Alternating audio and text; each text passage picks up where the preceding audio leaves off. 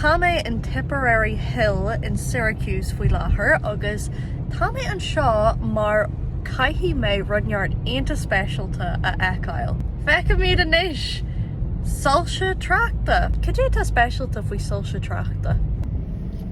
Tá siad bunas ciúin. Tá an glas ar an mhar. Cad tuige bhfuil siad bunas ciúin?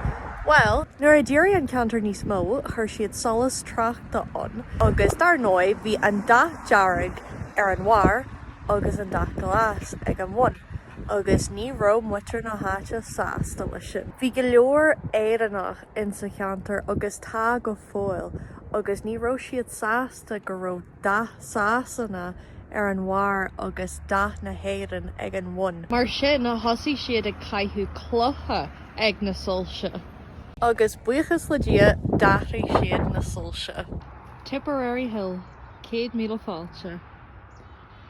Níl solas tráchta ar bith eile mar seo ar dóin. Sa bhliain 1997, chuir daoine an dealú seo an seo.